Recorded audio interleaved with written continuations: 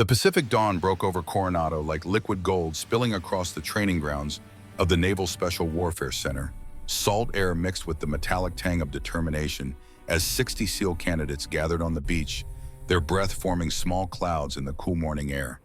It was 0600 hours on a Monday that would change everything. Caitlin Brennan stood at the head of the formation, her compact 5'3" frame silhouetted Our against the strategy rising moving sun. forward is to strengthen Red our hair pulled alliances back in and a enhance our regulation operational bun, capabilities. green eyes scanning the rows of exhausted men before her. At 26, she looked more like a college athlete than someone who'd survived 2 combat deployments in Iraq and 1 in Syria. That was precisely her advantage. Obstacle course, she called out, her voice carrying that particular quality of command that comes not from volume but from absolute certainty. Full gear, 15 minutes. Anyone slower than that runs it again. A few candidates exchanged glances. The standard time was 18 minutes. She was pushing them, testing them, the way her father had pushed every SEAL who'd passed through his hands during 30 years of service. Rear Admiral Declan Brennan had been a legend. SEAL Team 2, Gulf War hero, the man who'd written half the close quarters combat manual, still used today. Cancer had taken him in 2020, but his legacy lived in every corner of this base and most powerfully in the daughter he'd trained from the age of 8.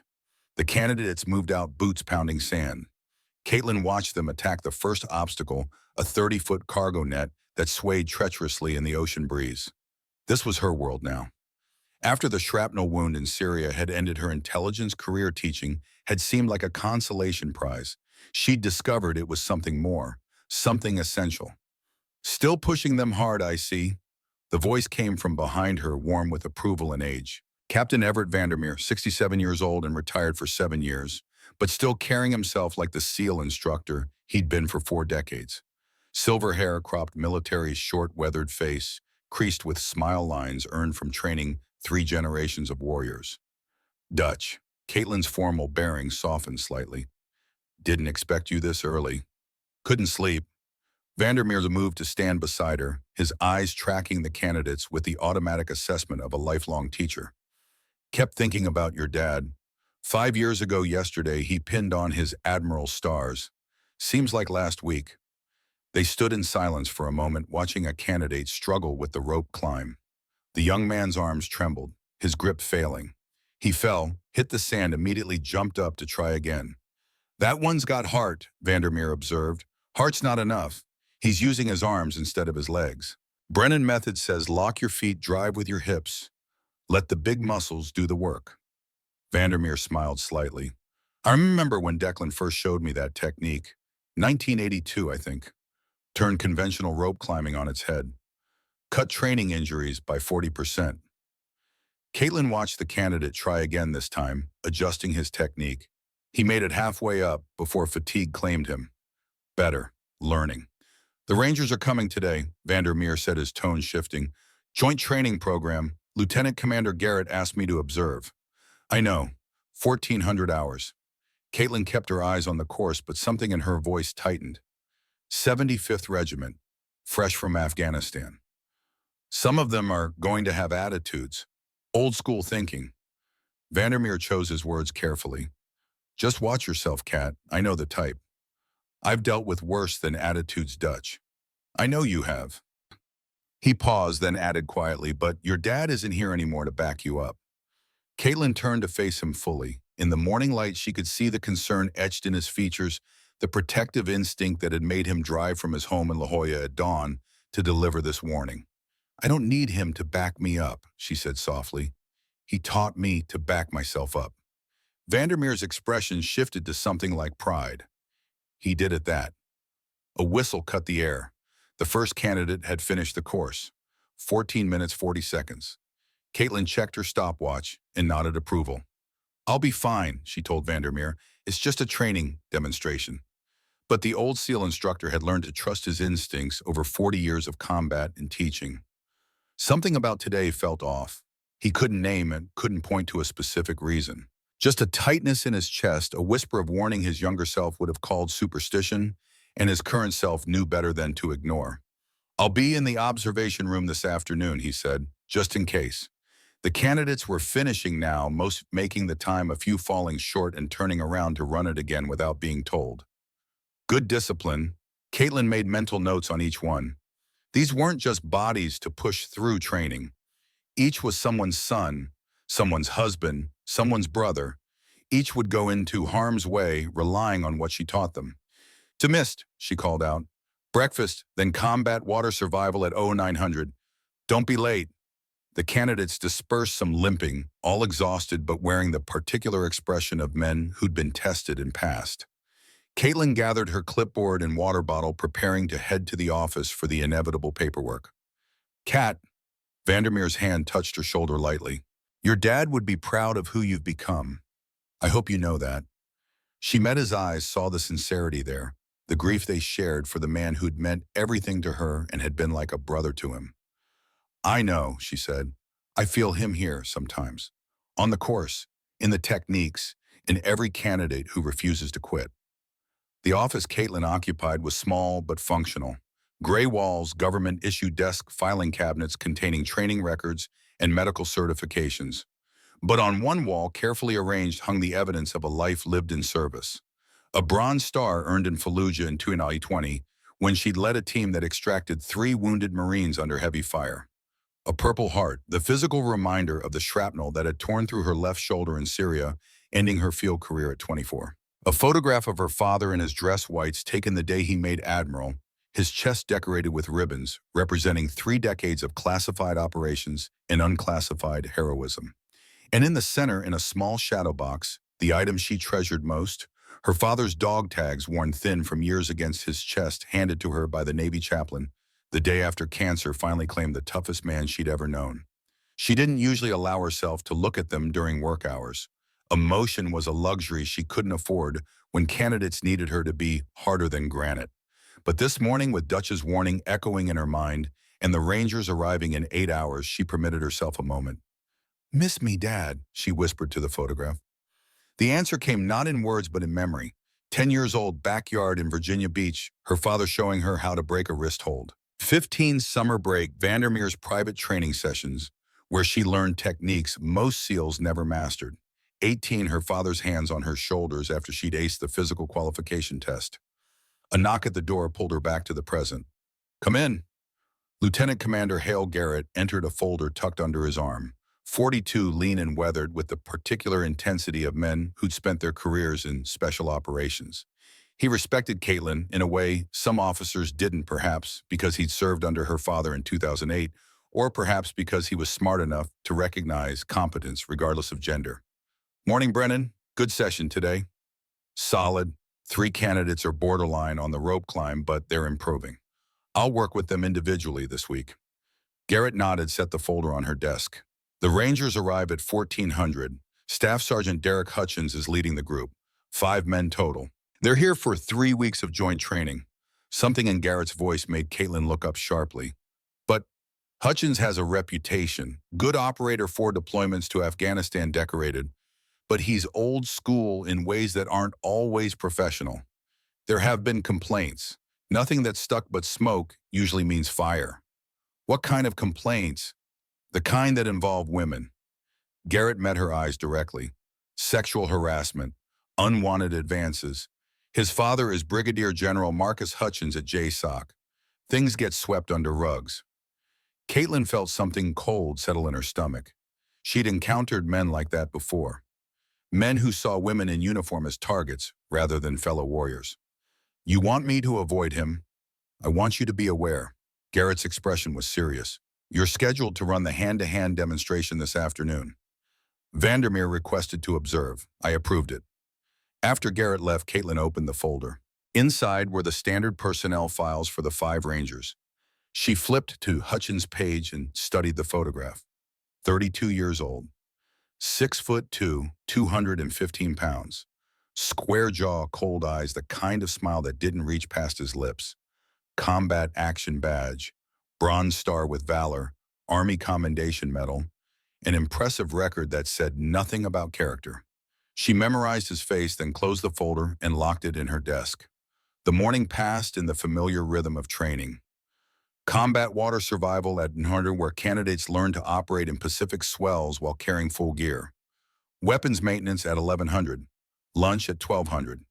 Through it all, Caitlin maintained her professional mask, pushing the candidates, correcting techniques, building the mental and physical hardness they'd need when bullets started flying.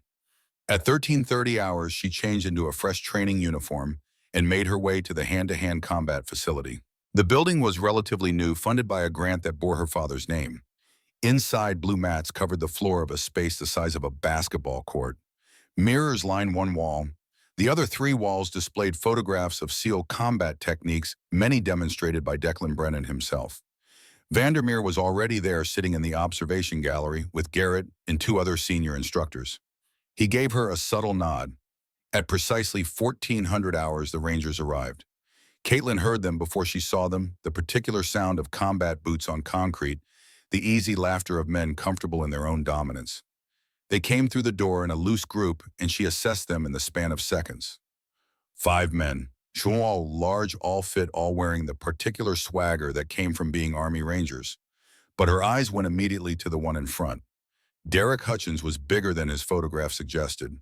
Not just tall, but broad, with shoulders that strained the fabric of his uniform. Blonde hair cut high and tight, a tattoo creeping up his neck. Eyes that swept the room and landed on her with an expression she recognized immediately. Dismissal, contempt, predatory interest. "Gentlemen," Garrett stood from the observation gallery, voice carrying across the space. "Welcome to the Naval Special Warfare Center. This is Instructor Brennan. She'll be running today's hand-to-hand combat demonstration." One of the Rangers, a corporal with a thin face and nervous energy, whispered something to Hutchins. Hutchins's smile widened. "Ma'am." Hutchins's voice was deep with a slight southern drawl. "I'm Staff Sergeant Derek Hutchins. We appreciate the Navy's hospitality." Professional, polite, but his eyes told a different story. Caitlin nodded. "Sergeant, welcome. Today we'll be covering close quarters defensive techniques, specifically the Brennan method of threat neutralization. This system was developed over 30 years and has been proven in combat environments from Grenada to Mosul." "Brennan method." Another Ranger, stocky and barrel-chested, raised an eyebrow. "Like your name?" "My father developed it. Rear Admiral Declan Brennan. Some of you may have heard of him." Recognition flickered across several faces. In the special operations community, Brennan was a name that commanded respect. But Hutchins' expression didn't change. "We've done hand-to-hand," he said casually. "Army Combatives program. Pretty comprehensive. I'm familiar with it. Good foundation." Caitlin moved to the center of the mat, but the Brennan method focuses on practical application against larger, stronger opponents. Efficiency over strength, leverage over power. "Theoretical or tested?" Hutchins asked, still wearing that smile. "Combat tested. Iraq, Syria, Afghanistan. Multiple engagements." She met his eyes directly. "I need a volunteer for demonstration purposes." The silence stretched for 3 heartbeats. Then Hutchins stepped forward. "I'll volunteer, ma'am, if you don't mind." In the observation gallery, Vandermeer tensed. Garrett leaned forward slightly. They both recognized what was happening. Hutchins was testing her, challenging her. "Not at all, Sergeant. Please step onto the mat." Hutchins moved with the confidence of a man who'd never lost a physical confrontation.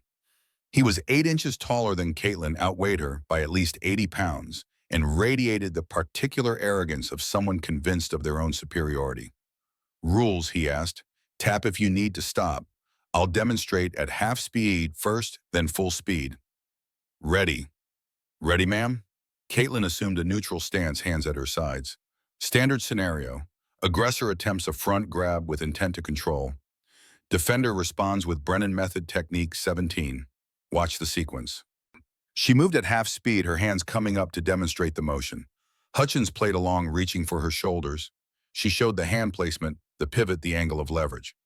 See how the defender uses the attacker's momentum, not fighting force with force, redirecting it. Now full speed. Sergeant, whenever you're ready. Hutchins's smile turned predatory. "You sure, ma'am? I don't want to hurt you." "You won't." Something flickered in his eyes. Anger maybe at her certainty. He reached for her fast and hard, trying to grab her shoulders and demonstrate his dominance. What happened next took less than 4 seconds. Caitlin's hands moved with precision her father had drilled into her through 10,000 repetitions. She caught Hutchins' right wrist with her left hand, stepped inside his reach, and used his own momentum to pull him off balance. Her right hand found the pressure point at the base of his thumb, applying exactly the right amount of force. She pivoted using her hips as a fulcrum, and suddenly Hutchins' arm was twisted behind his back at an angle that sent lightning up his shoulder. He gasped, tried to muscle out of it, discovered that any movement increased the pain exponentially. His face went red, then white. He dropped to one knee. Tap, Caitlin said quietly without emotion. Hutchins tapped twice against his own leg. She released him immediately, stepped back, offered a hand to help him up. He ignored it, stood on his own, rubbing his shoulder. The other Rangers were silent, eyes wide. In the observation gallery, Vandermeer allowed himself the smallest smile. That's Brennan method technique 17, Caitlin continued, as if nothing significant had happened. Effective against opponents of any size. The key is timing and leverage, not strength. Who wants to try it next? The rest of the afternoon passed in a careful dance of professionalism. Caitlin taught the Rangers learned, and Hutchins maintained a veneer of courtesy that didn't quite hide the rage simmering beneath. She'd humiliated him in front of his men, in front of Navy brass, and men like Derek Hutchins didn't forget humiliation. At 16:30 hours, Garrett dismissed the Rangers. They filed out, several offering genuine thanks for the instruction. Hutchins was last, pausing at the door to look back at Caitlin. "Interesting technique, ma'am," he said. "Lot different from what we use. Different branches, different approaches." "Right." His smile was a blade. "Maybe we can compare notes sometime. Off duty. I keep my professional and personal life separate, Sergeant." "Of course, professional." He lingered a moment longer, then followed his men out. As soon as the door closed, Vandermeer was down from the gallery and at Caitlin's side. "Be careful around that one cat," he said quietly. "I know the type." Caitlin began gathering the training equipment her movements controlled. He volunteered. "I demonstrated a technique. That's my job." "I know." Vandermeer kept his voice low. "Just promise me you'll watch your back." Garrett joined them, his expression troubled. "Vandermeer's right. Hutchins has a history. Be careful the next few weeks." "I'm always careful." Caitlin locked the equipment cabinet, turned to face them both. "I appreciate the concern, but I can handle Derek Hutchins." After they left, Caitlin stood alone in the training facility, looking at the photographs on the wall. Her father demonstrating a knife defense. Her father teaching a joint manipulation. Her father looking directly at the camera, his expression serious, the weight of responsibility clear in his eyes. "I know, Dad," she whispered. "I felt it too. But some battles you can't avoid. You taught me that." Evening in Coronado meant golden light slanting across the naval base palm trees, casting long shadows, the Pacific turning from blue to copper. Caitlin finished her paperwork at 1900 hours later than intended but necessary. Training reports, injury logs, equipment, maintenance requests. Her phone buzzed. A text from Vandermeer. "Dinner tomorrow, my treat." She smiled despite herself, typed back, "The show 700 breakfast instead. You're up anyway." "Deal. The donut bar. Don't be late." Caitlin gathered her things, locked her office, and made her way to the parking lot. Her vehicle was a Ford F-150 Raptor Midnight Blue with aftermarket upgrades for off-road capability. It had been her father's, his retirement gift to himself, handed down to her in his will, along with his dog tags and his legacy. The parking lot was nearly empty at this hour. Most personnel had left by 1700. A few lights burned in distant buildings where duty officers maintained their watch. The sound of the ocean was clear waves breaking against the shore beyond the fence line. Caitlin was halfway to her truck when she heard the footsteps. Not the measured stride of security patrol. Something heavier. Multiple people. And they were behind her, closing distance. She didn't turn around. Didn't speed up. Just kept walking, her right hand moving casually to her hip, where a small canister of pepper spray rode on her belt. Military bases were safe, but she was her father's daughter. Always prepared. "Hey, PT Barbie." The voice was deliberately loud, slurred with alcohol. Caitlin's stomach tightened. She recognized that voice. She turned slowly. 30 feet away, Derek Hutchins stood with two of his Rangers. The corporal with the thin-faced Jensen and a specialist named Wolf Stocky with hard eyes. All three had clearly been drinking. She could smell the beer from here. "Sergeant Hutchins." Her voice was level professional. "Can I help you with something?" Hutchins swaggered forward, his men flanking him. "We were just leaving the base. Saw you walking. Thought we'd say hi." "Hi." Caitlin's hand stayed near her pepper spray. "It's late.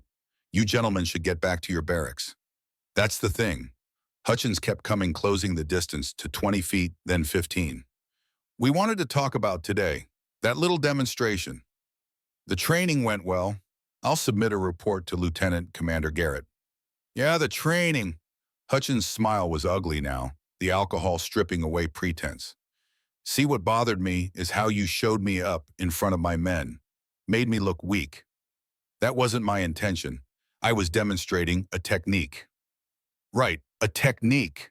He was 10 feet away now. Jensen and Wolf had spread out, creating a triangle with Caitlin at the center.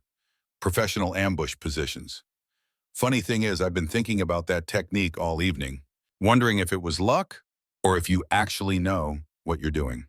"I know what I'm doing, Sergeant. Now I'm going to ask you to step back and let me leave." "Or what?" Hutchins took another step. "You gonna throw me again? Here with no witnesses?" Caitlin's training kicked in. "Assess the situation." 3 hostile actors, intoxicated, aggressive posture. Closest cover, her truck, 15 feet to her right. Nearest security call box, 50 yards behind her. Help response time, 3 to 5 minutes. She was alone. "This is your last chance," she said quietly.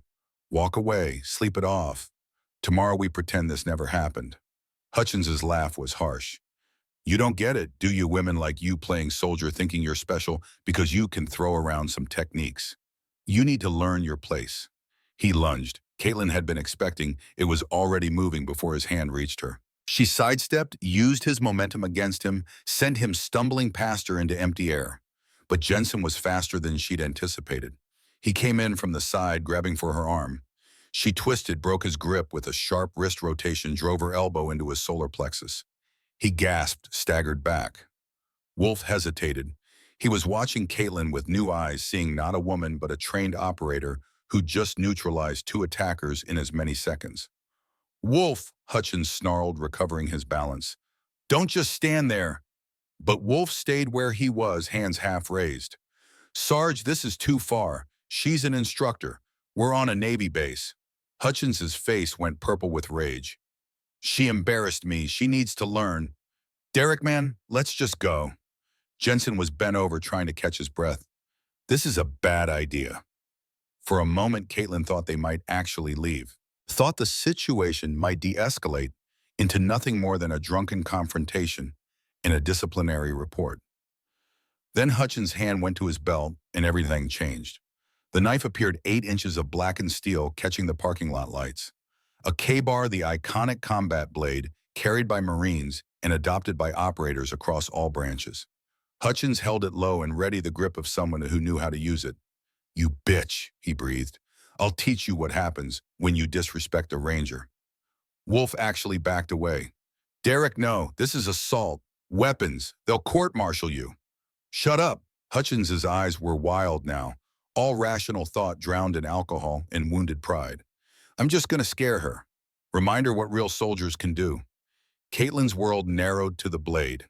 She'd trained knife defense for 15 years, from her father's backyard lessons to advanced Krav Maga courses with Israeli instructors. She knew the statistics. Knife fights were chaos. Everyone got cut. Survival was about damage control. But Derek Hutchins didn't know what he was facing. Didn't know about the 10,000 hours. Didn't know about the muscle memory burned so deep she could execute techniques unconscious. He slashed at her, a wide arc meant to intimidate more than injure. Textbook amateur mistake. Caitlin's hands moved in the pattern her father had taught her on her 16th birthday. Left forearm up, outside block, parrying the blade away from her body. Step inside the arc where the knife couldn't reach.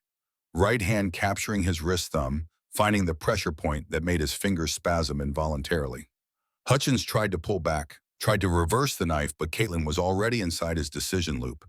She stepped closer still, her body against his, eliminating any space where the blade could be effective. Her right elbow came up fast and hard, catching him perfectly on the point of his jaw. His head snapped back. His eyes went unfocused for a critical second. And in that second, Caitlin applied pressure to his wrist with surgical precision, twisting at exactly the angle that turned his own anatomy against him. The K-bar clattered to the concrete. Hutchins roared, tried to grab her with his free hand. She was already behind him, had already slipped her arm around his neck in the rear naked choke her father had perfected during 3 decades of teaching. Not a blood choke, not a trachea crush, but the perfect combination that closed the carotid arteries and sent the brain into emergency shutdown. Hutchins struggled his superior size and strength, meaning nothing against technique and position. His face went from red to purple. His movements became erratic, then weak. 8 seconds after the choke locked in, he went limp. Caitlin lowered him carefully to the ground, checked his breathing, confirmed he was unconscious, but stable. Then she stood turning to face Jensen and Wolf. Jensen's eyes were wide with shock. Wolf had his hands raised in surrender. "I didn't touch you," Wolf said quickly. "I tried to stop him. You saw that." Headlights swept the parking lot. A Humvee with security forces markings rounded the corner, lights flashing. The vehicle screeched to a stop. Chief Petty Officer Rodriguez, Master-at-Arms, emerged with 3 security personnel, all moving with practiced efficiency. "Freeze, nobody move." Caitlin stepped away from Hutchins' hands visible. "Chief Rodriguez, Staff Sergeant Hutchins assaulted me. I defended myself. His knife is on the ground approximately 6 feet to my right. These 2 witnesses can confirm." Rodriguez took in the scene with a quick assessment of an experienced military cop. Unconscious Army Ranger on the ground, knife visible in the lighting. 2 other Rangers looking guilty and scared. And Caitlin Brennan, 5'3" and maybe 130 pounds, standing calm and professional. "Miss Brennan, are you injured?" "No, Chief." "Anyone else injured?"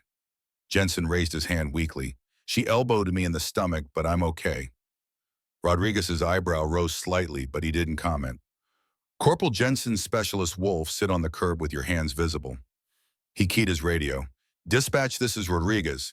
I need medical duty officer and NCIS to parking lot Charlie immediately. Assault with a deadly weapon suspect in custody." As his team secured the scene, Rodriguez approached Caitlin. They'd worked together before, had mutual respect. "What happened?" he asked quietly. "Check the security cameras, Chief. They'll show everything." Sergeant Hutchins and his men approached me.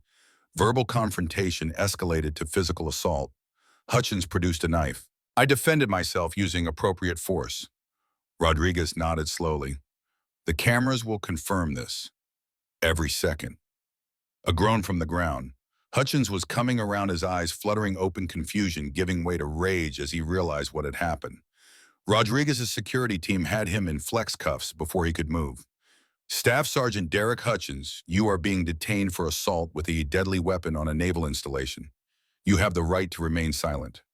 "She attacked us." Hutchins struggled against the restraints. "That bitch attacked 3 soldiers."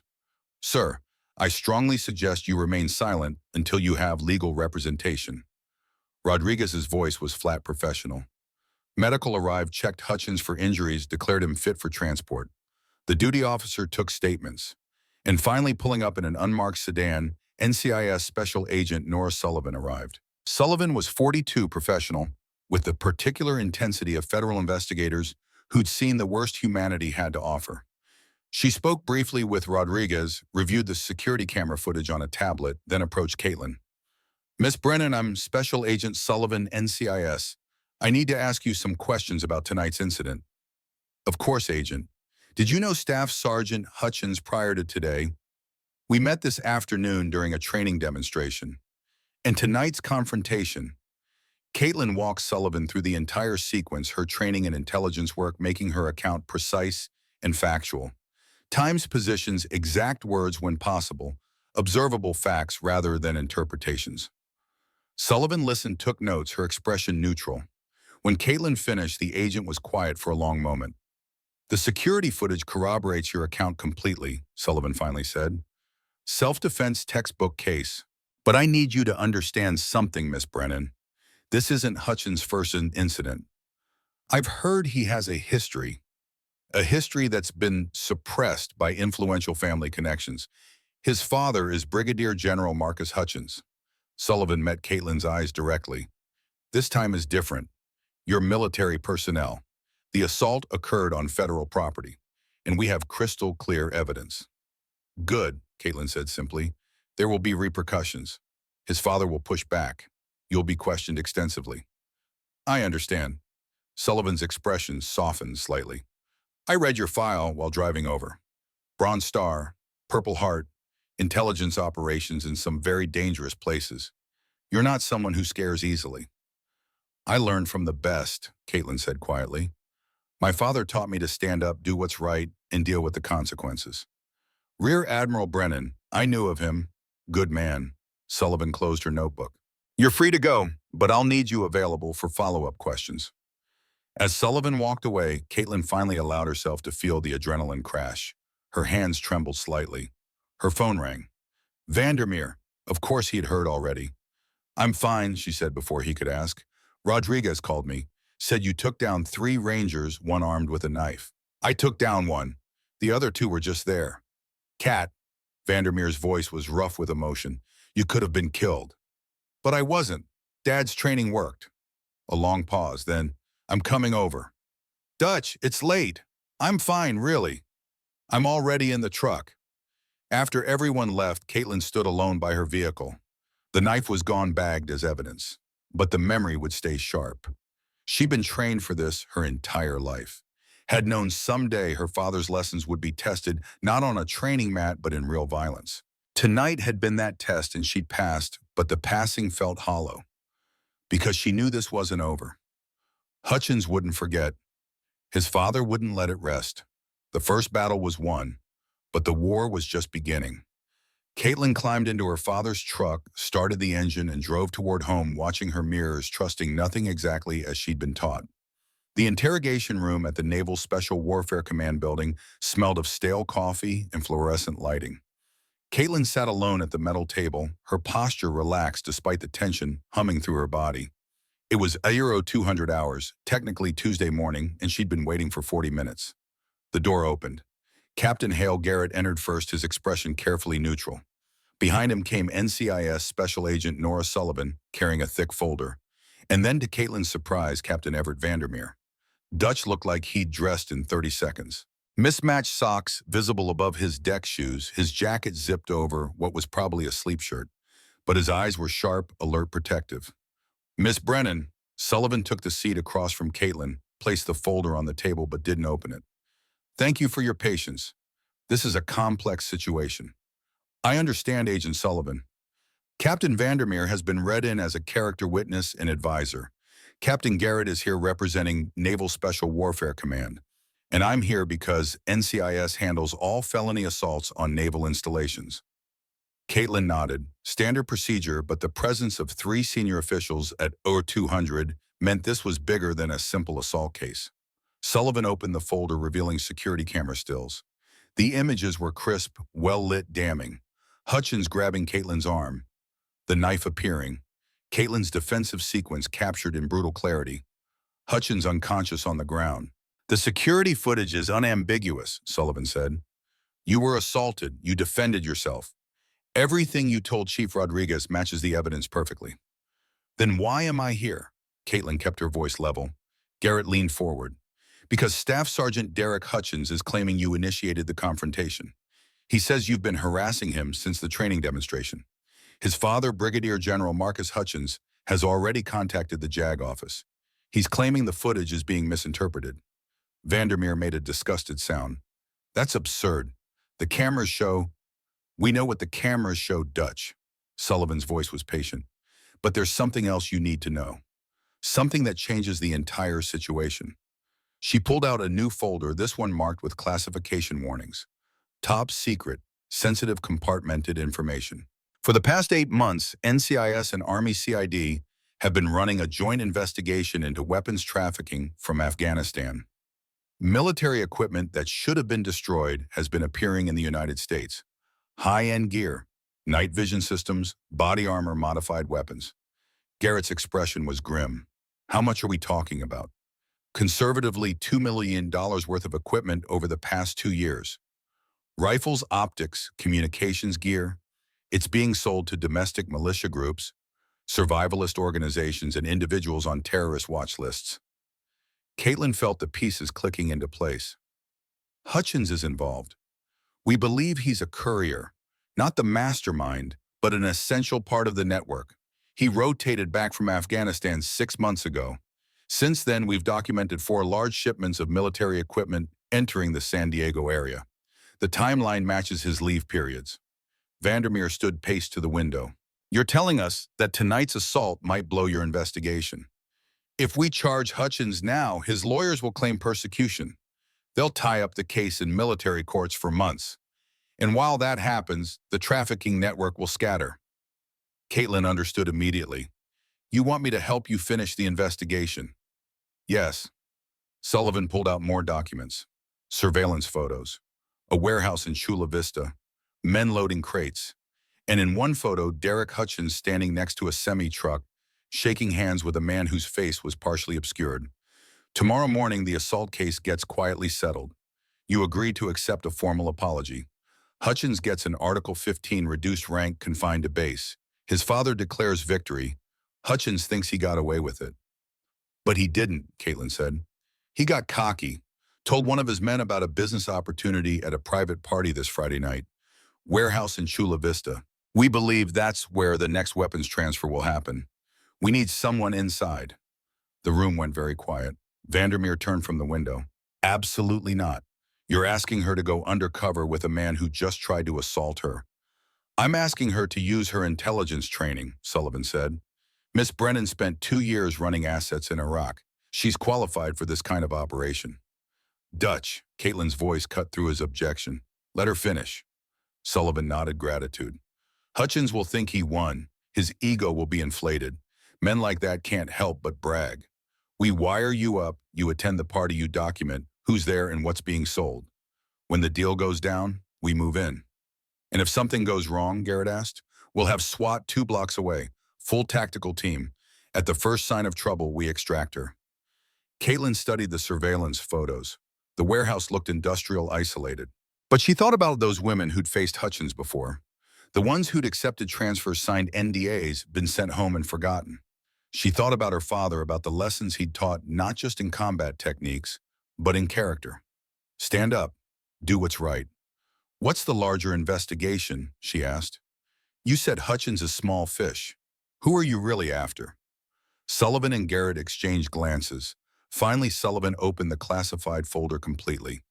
Inside was a photograph of a man in Navy khakis, Chief Petty Officer, Special Warfare insignia visible, hard face, cold eyes.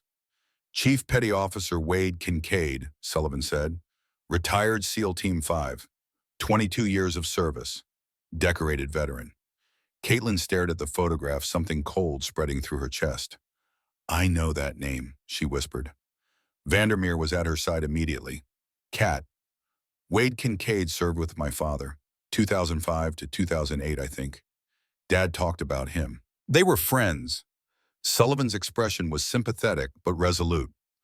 We believe Chief Kincaid is running the trafficking operation. He retired in 2019 with a 30% disability rating. Filed multiple appeals for higher compensation, all denied. He's bitter, financially desperate, and still has contacts throughout the special operations community. Dad trusted him. Caitlin's voice sounded distant. People change, Garrett said quietly, especially when they feel the system failed them. Vandermeer put a hand on Caitlin's shoulder. This is too much. First Hutchins, now finding out you'd have to help take down Declan's friend. But Caitlin was thinking about her father's funeral. 5 years ago, standing at Arlington, Kincaid had been there in dress blues, tears on his weathered face. He'd approached her after said something about Declan being the best man he'd ever served with. Had that been real? Or had the rot already started? Show me the evidence, she said. Sullivan laid it out methodically. Financial records showing Kincaid depositing large cash amounts, surveillance photos of him meeting with known militia leaders, intercepted communications using coded language, and most damning, a customs inspection report showing discrepancies in equipment manifests from Kincaid's last deployment. The weapons showing up in militia raids have serial numbers, Sullivan explained. They match equipment assigned to SEAL Team 5 during Kincaid's final deployment, specifically HK-416 rifles with custom modifications only used by Naval Special Warfare. That's Dad's weapons system, Caitlin said. He helped develop those modifications, which is why this is particularly painful. Kincaid is selling equipment that your father helped design to domestic extremists who want to attack federal buildings and military installations. Sullivan pulled out another surveillance image, this one from thermal imaging. We're also concerned about this. She pointed to a heat signature in the warehouse's second-floor office. Thermal shows what might be stored explosives. Kincaid has EOD training from his SEAL days. We believe he's rigged the building as insurance. Vandermeer leaned forward. A dead man's switch. Possibly. We won't know until we're inside, which is why extraction protocol is critical. If Kincaid feels cornered, he might try to take everyone with him. Caitlin felt cold spread through her chest. You're sending me into a building that might be rigged to explode. We'll have EOD specialists staged with SWAT. The moment we confirm explosives, they move in.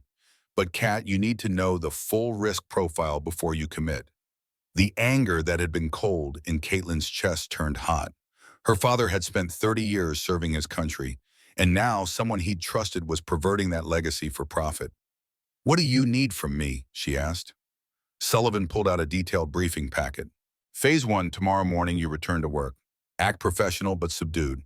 When you cross paths with Hutchins, you apologize. You stroke his ego. Phase 2.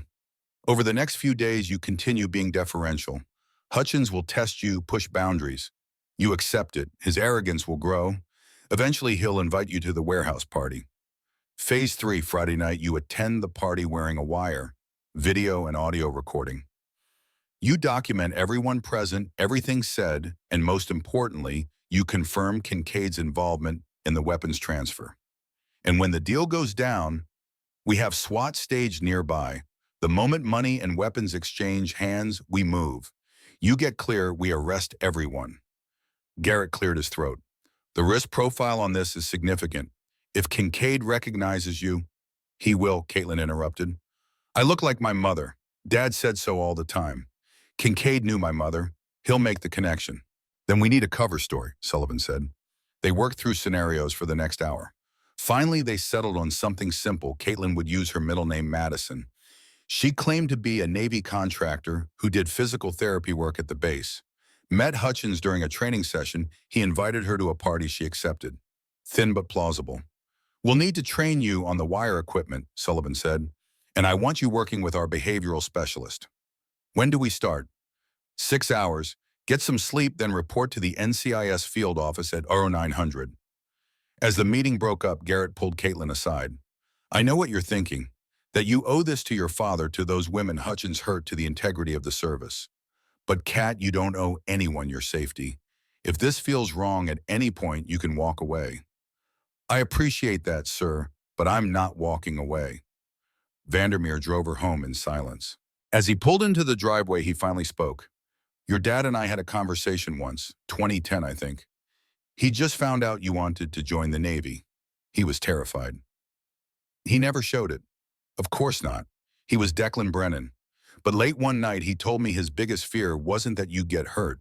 It was that you'd be put in a position where you had to choose between safety and duty, and he'd raised you to always choose duty. Caitlin looked at the house, at the light she'd left burning. He raised me right. I know, that's what scares me. Vandermeer's voice was rough. I promised him, Kat. At the funeral, I promised I'd look out for you. You are looking out for me by respecting my choices. And if those choices get you killed, then I died doing something that mattered. She opened the door, paused. Dad didn't raise me to be safe Dutch. He raised me to be useful. There's a difference. Inside, the house felt empty without her father's presence. She'd kept everything mostly the way he'd left it. His books on the shelves, his Navy photographs on the walls, his coffee mug still in the cabinet. She made tea, sat at the kitchen table, and called up the photo on her phone. Her father in his hospital bed 2 days before the cancer, one thin and weak, but still commanding. His hand holding hers, his eyes still sharp. I'm going to take down your friend, she told the photograph. I'm sorry, Dad. I know you trusted him, but he perverted everything you built, and I can't let that stand. She finished her tea and went to bed, but sleep was elusive. Her mind kept replaying the parking lot confrontation, kept fast-forwarding to Friday night in a warehouse full of criminals and weapons. At 04:30, she gave up on sleep and went for a run on the beach. The Pacific was steel gray in the pre-dawn light. She ran 5 miles at combat pace, pushing until her lungs burned, using physical pain to quiet the mental noise. The NCIS field office was a nondescript building in downtown San Diego. Caitlin arrived at 0900 sharp, was escorted to a conference room where Sullivan waited with two technical specialists and a woman in her 50s with intelligent eyes. Miss Brennan, this is Dr. Angela Morrison, our operational psychologist. She'll be helping you prepare for the emotional aspects of the undercover work. De Morrison's handshake was firm. I understand you have intelligence experience, but this is different. This is personal. The man who assaulted you will be there. The man who betrayed your father's trust will be there. We need to make sure you can maintain operational discipline under that kind of emotional pressure. They spent 2 hours role-playing scenarios. Dr. Morrison played Hutchins, then Kincaid pushing Caitlin's buttons, testing her responses. You're angry, Dr. Morrison observed during a break. That's natural, but anger makes you reactive. In this operation, you need to be observational. A camera, not a participant. I can separate my emotions from the mission. Can you?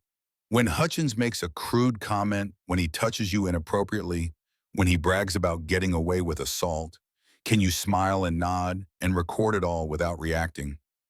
Caitlin thought about those women again, about justice delayed and perpetrators emboldened. Yes, because every second of footage, every recorded word is ammunition for the prosecution. Dr. Morrison studied her for a long moment. You're more like your father than you know.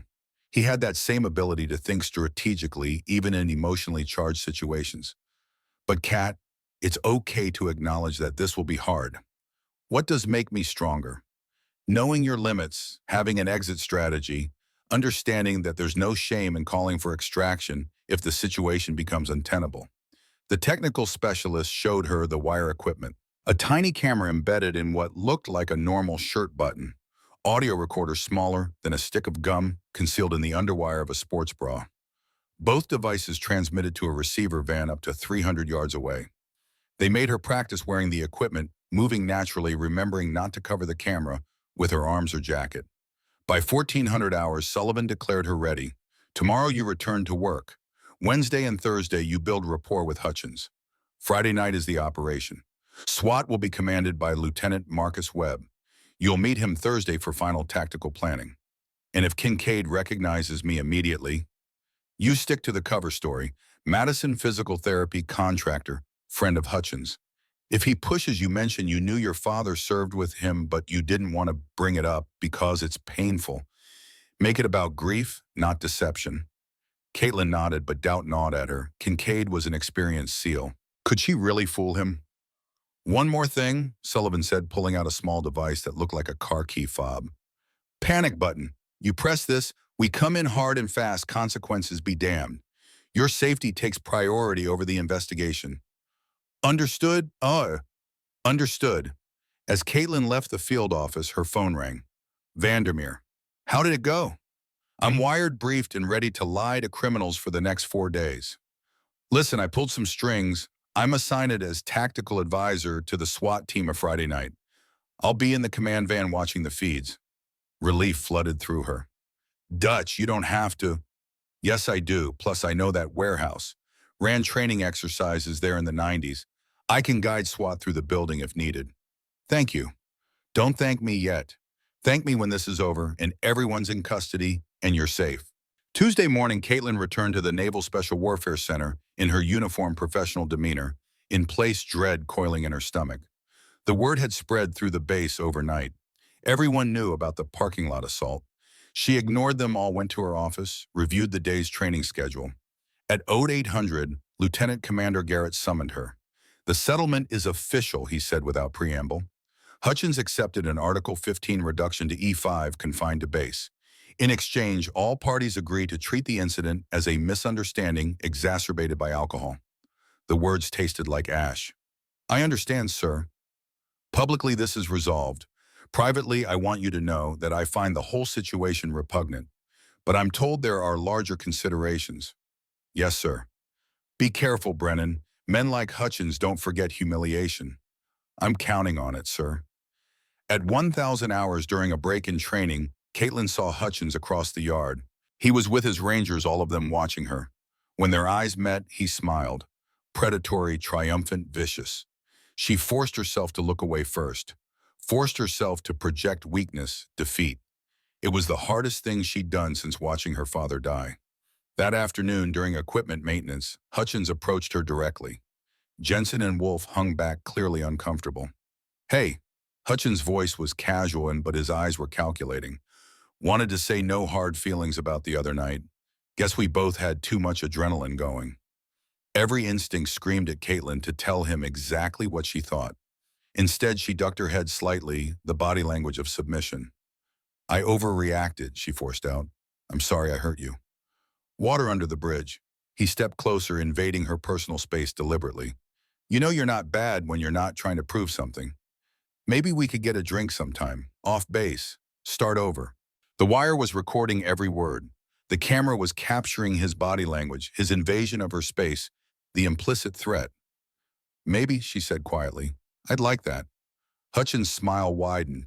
He'd won, or thought he had. I'll be in touch, he said, and walked away. Jensen lingered for a moment. Miss Brennan.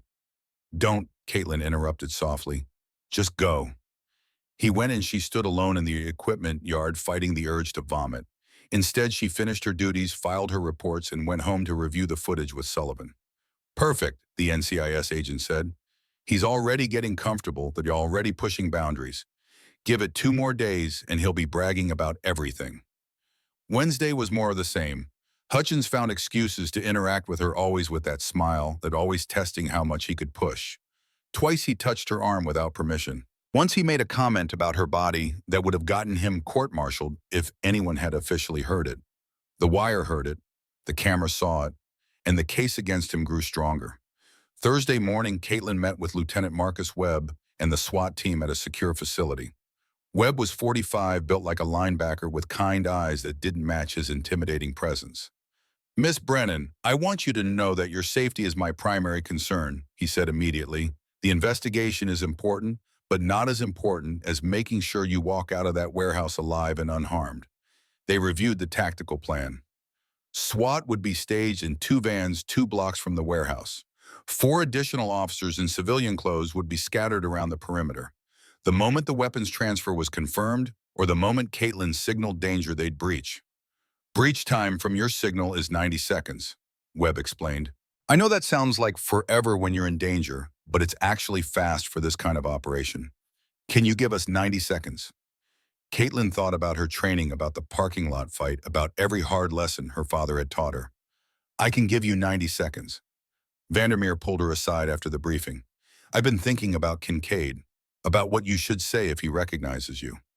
Sullivan gave me a cover story. Forget the cover story. If Wade recognizes you, tell him the truth. Tell him you're Declan's daughter, that you heard about the party through Hutchins, that you wanted to see what your dad's old teammates were up to. Make it about nostalgia and curiosity, not investigation. That's off script. Sometimes off script is more believable than rehearsed lies. Wade knew you as a kid. He knew your father. Playing on that emotional connection might be safer than trying to deceive him completely. It made sense, but it also terrified her. Using her father's memory as a shield felt wrong. I'll play it by ear, she finally said. That's all I ask. Just remember you've got 20 trained operators ready to come get you. You're not alone in this. Thursday afternoon, her phone buzzed. Text from an unknown number. Hey, it's Derek. Party tomorrow night, 2100. Warehouse at 2847 Industrial Way, Chula Vista. Dress casual. Gonna be a good time. She stared at the message, feeling the weight of what was about to happen. She texted back, see you there, Marie. Then she forwarded the message to Sullivan and began her final preparations. Tomorrow night would determine everything. Justice or failure. Truth or deception. And somewhere in the balance, the legacy of Rear Admiral Declan Brennan would either be honored or desecrated. Caitlin went home and stood in front of her father's photograph for a long time. I'm ready, Dad, she whispered. I'm ready to finish this. Friday descended on San Diego with the weight of inevitability. Caitlin woke at 0500, her internal clock refusing to acknowledge rest. The house felt charged with the energy of a mission about to commence. She ran her usual 5 miles on the beach, but this time she wasn't running to clear her mind. She was running through scenarios, contingencies, escape routes. The warehouse layout was burned into her memory. Two main entrances, loading bay and the rear offices on the second floor, with external fire escape, three potential choke points. Back home, she showered and forced herself to eat breakfast. Operational discipline demanded fuel clarity, the physical preparation that might mean the difference between success and catastrophe. Her phone rang at 0730. Sullivan, how are you feeling? Ready. Caitlin's voice was steady. NCIS techs will be at your house at 1800 to fit the wire. SWAT stages at 2000. We'll have eyes on the warehouse starting at 1900. You arrive at 2100 as planned. Understood. Cat, Sullivan's voice softened. You can still back out. There is no other way, not one that puts these people away for good. After Sullivan hung up, Caitlin spent the morning in careful preparation. She selected her clothes with tactical precision. Dark jeans that allowed movement, fitted black top that would conceal the wire leather jacket with internal pockets for the panic button. Boots with good traction. She checked her personal Glock 19, the weapon her father had given her on her 21st birthday. Sullivan had secured authorization given the circumstances. The weight in her ankle holster was comforting.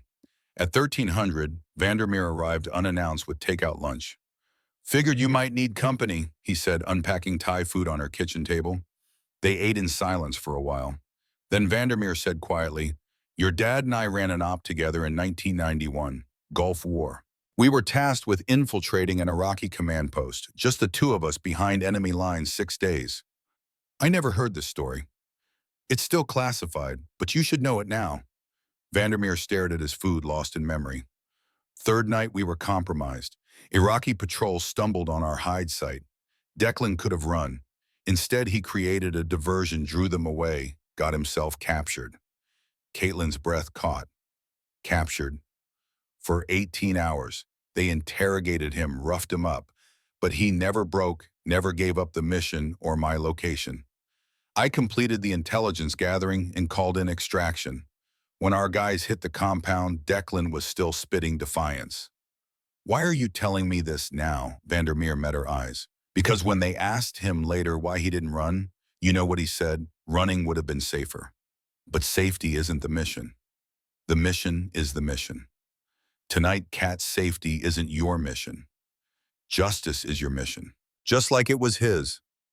The weight of that legacy settled over her shoulders like armor.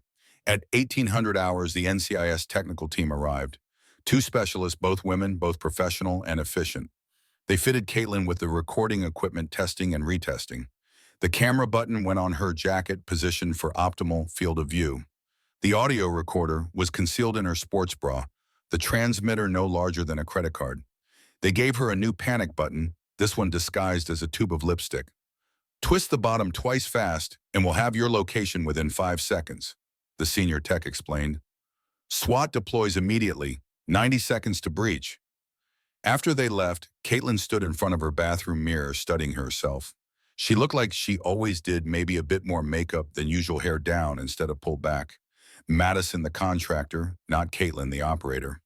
But in her eyes, she could see the truth. The hardness, the determination, the absolute focus that came before combat. Her father had worn that same expression in photographs from the Gulf, from Panama, from a dozen classified operations. For you, Dad, she said to her reflection, and for everyone he betrayed. At 2030, Sullivan called with final confirmation. SWAT is in position. Surveillance shows approximately 15 people inside the warehouse already.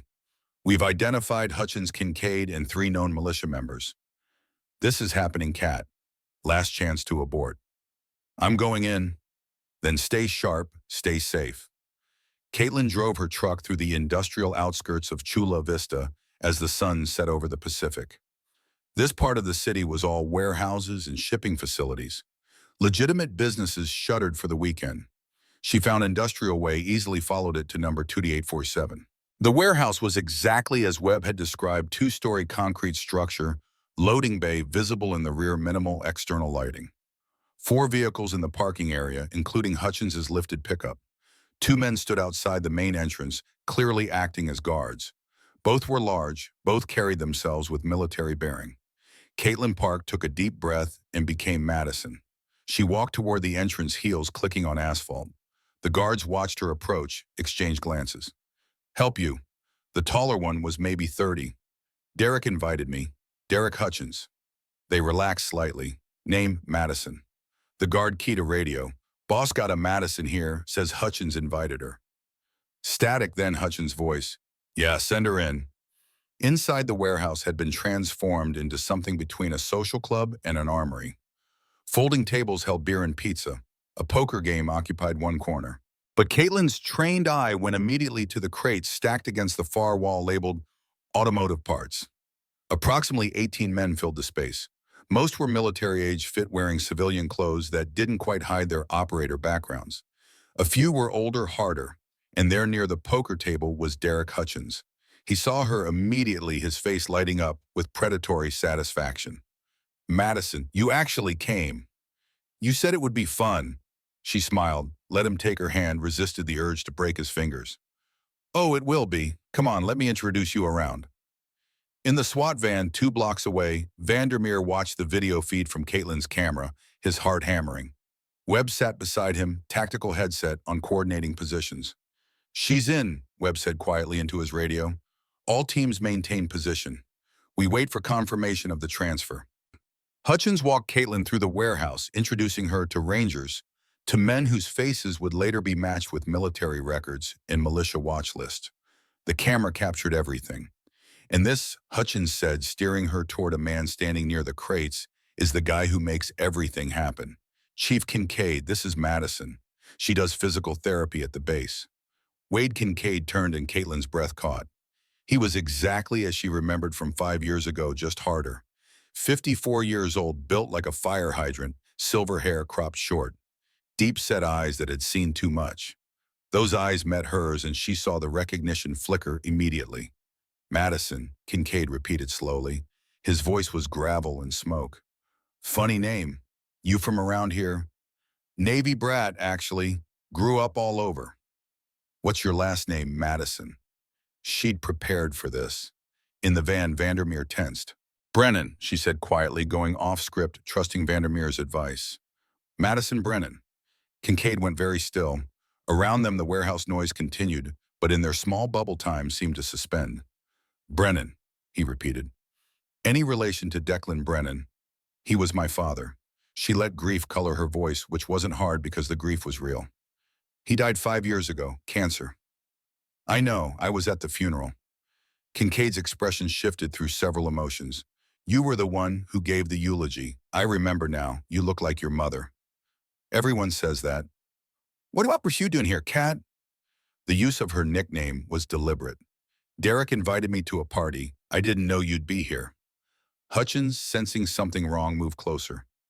Everything okay, Chief? This is Declan Brennan's daughter. Kincaid's voice was flat, his eyes never leaving Caitlin's face. The entire warehouse seemed to pause. Shit, Hutchins said.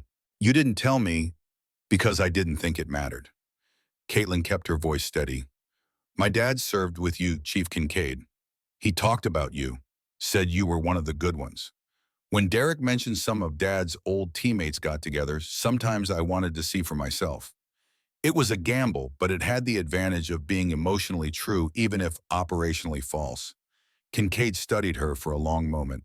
In the van, Vandermeer held his breath. Webb's hand hovered over the radio. Then Kincaid's expression softened slightly. Declan was the best man I ever served with. His death was a loss to everyone who knew him. Thank you. Caitlin let real tears gather. He thought the same of you.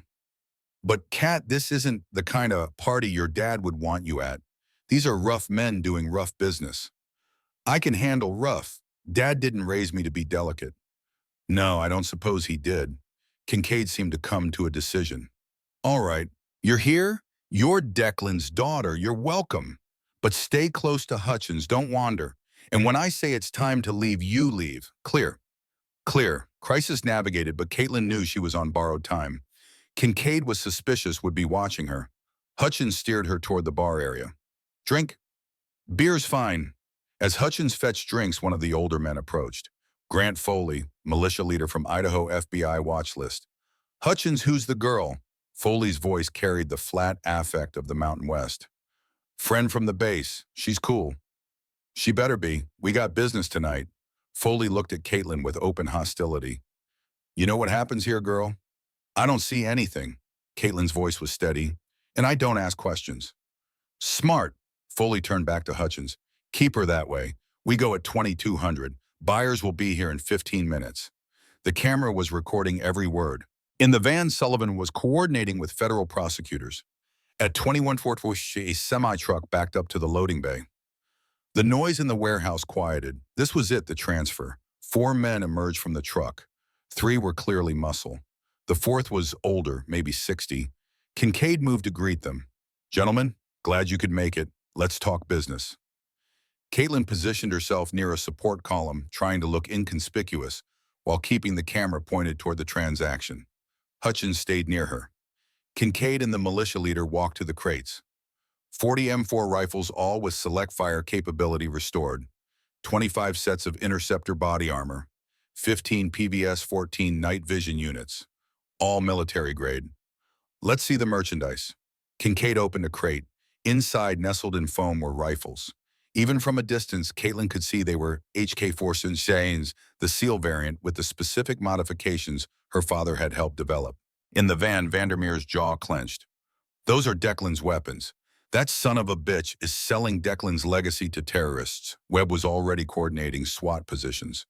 We need confirmation of money exchange. The moment cash changes hands, we have them cold. The militia leader inspected several rifles, seemed satisfied. Price was $200,000. I've got it in the truck. Let's see it. 2 militia members returned to the truck, brought back 2 large duffel bags. They opened them on a table, revealing banded stacks of $100 bills. Kincaid pulled out a bill counter, began verification. The warehouse was silent except for the mechanical whir. Then Grant Foley's voice cut through the quiet. Hey, the girl's recording us. Every head turned toward Caitlin. Her blood turned to ice. Foley was pointing at her, his face twisted with rage. She's got a fucking camera. Look at her jacket button. Time seemed to slow. Caitlin saw Hutchins' expression shift from confusion to understanding to fury. Saw Kincaid's hand move toward his hip. Saw every armed man reaching for weapons. In the van, Webb was already screaming into his radio. Breach! Breach! Breach! All teams go now! Caitlin's hand went to her jacket, found the panic button, twisted it twice. Then she was moving, dropping low as the first gunshot cracked through the warehouse. The round punched through the space where her head had been. She rolled, came up behind a stack of crates, drew her Glock from the ankle holster. She's a cop, Foley was screaming. Federal agent, kill her. The warehouse erupted into chaos. Militia members opened fire. Kincaid's people scattered. Hutchins stood frozen, staring at Caitlin with betrayed rage. Another shot closer. Caitlin saw Jensen pinned down behind a table, blood spreading across his shoulder. Her training took over. 90 seconds until SWAT breached. She needed to survive 90 seconds. Active shooter, civilian down, she shouted. Medical emergency. Foley appeared around the crates, pistol raised. You lying bitch. Caitlin didn't hesitate. She put 2 rounds center mass. Foley stumbled backward, hit the crate, slid down, leaving a blood trail. His weapon skittered across concrete. He was still alive, gasping, but out of the fight. Lying federal bitch, he choked out, then went still. Federal agent, she called out. Drop your weapons. The response was a hail of gunfire from 3 directions. She pressed herself against the crates, hearing rounds impact all around her. Outside, SWAT was breaching the main entrance. Flashbangs detonated with concussive force.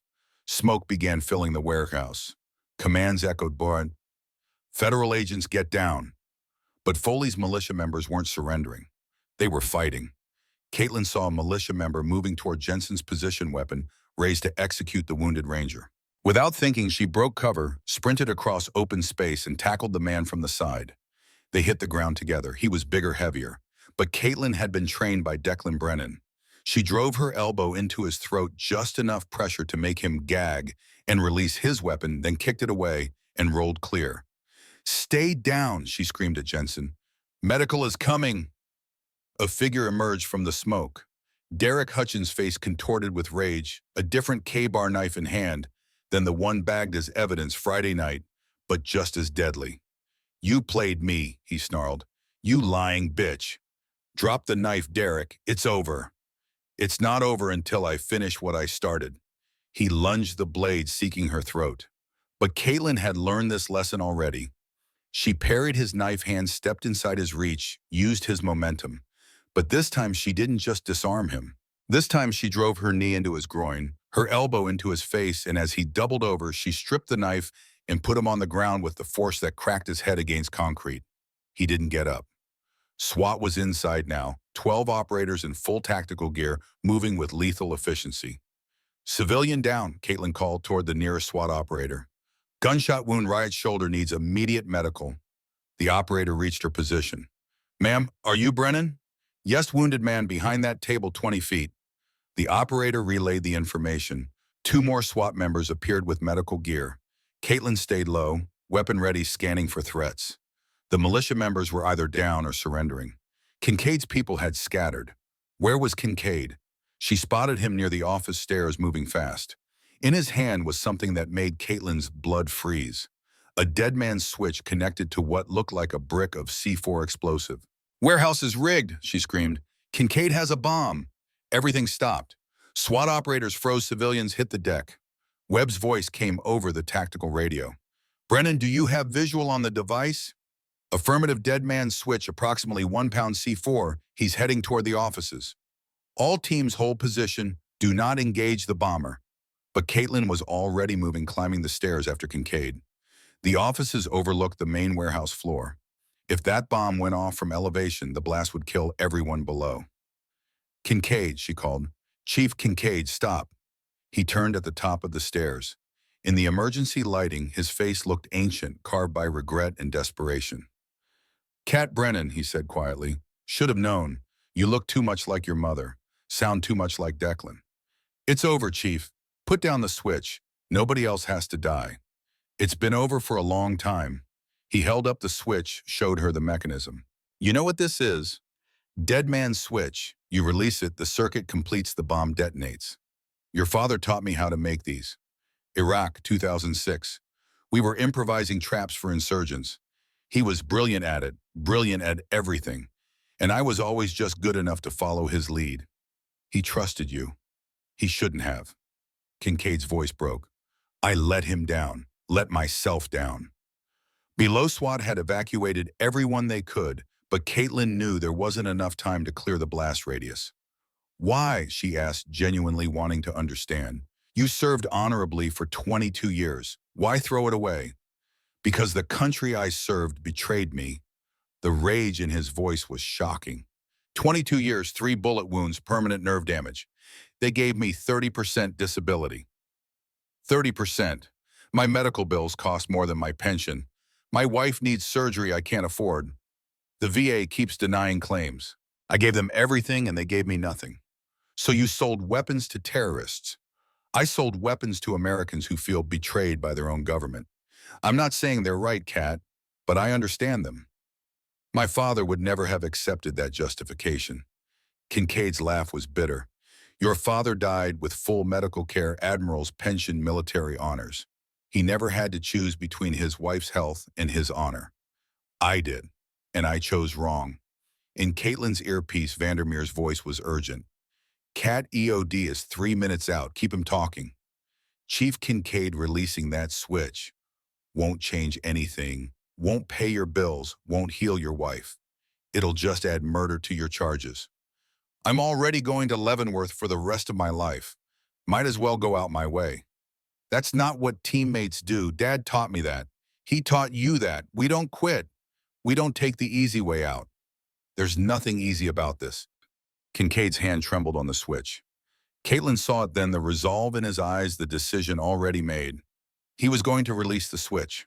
She had one chance. "Dad's last words were about you," she lied, her voice breaking with manufactured grief and real desperation. "In the hospital, 2 days before he died. He said, 'Tell Wade I'm sorry I couldn't be there when he needed me. Tell him I know the system failed him. Tell him I understand.'" Even as the words left her mouth, Caitlin felt the weight of using her father's memory as a weapon. Dad would understand, she told herself. He'd taught her that in war you use every tool available. But this wasn't war. This was a broken man who'd once saved her father's life. She pushed down the guilt. Justice first. Redemption later. Kincaid went very still. Declan said that he did. He knew you were struggling. He wanted to help, but he got sick before he could. The lie came easily because it should have been true. He never reached out. He was dying, Chief. By the time he knew something was wrong, he had 6 months left. But he talked about you, said you were the best swim buddy he ever had. Tears tracked down Kincaid's weathered face. That was a long time ago. We were different men.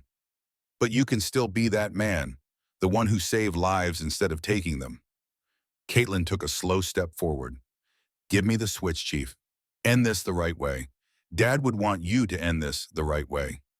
For a long moment, Wade Kincaid stood at the top of those stairs holding a bomb that could kill them both, wrestling with demons Caitlin could only imagine. She saw the calculation in his eyes, the easy escape of death versus the hard road of accountability. His jaw clenched, his eyes closed, and when they opened again, something had changed. The rage was gone, replaced by exhausted acceptance.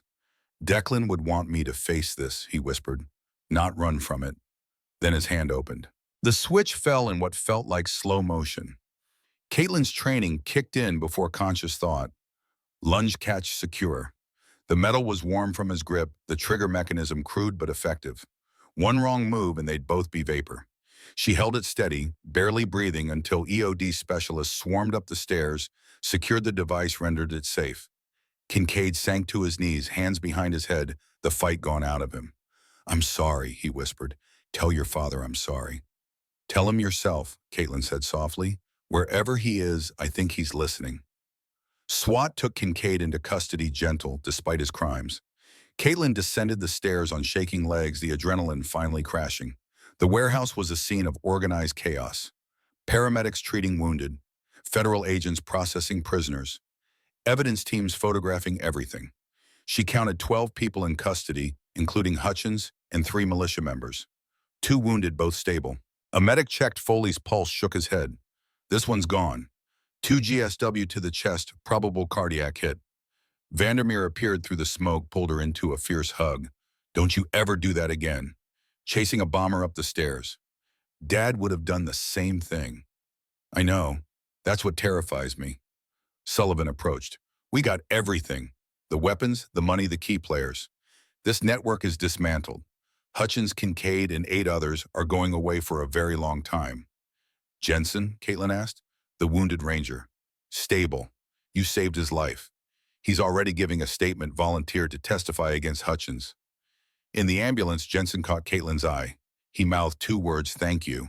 She nodded. Some people could be redeemed.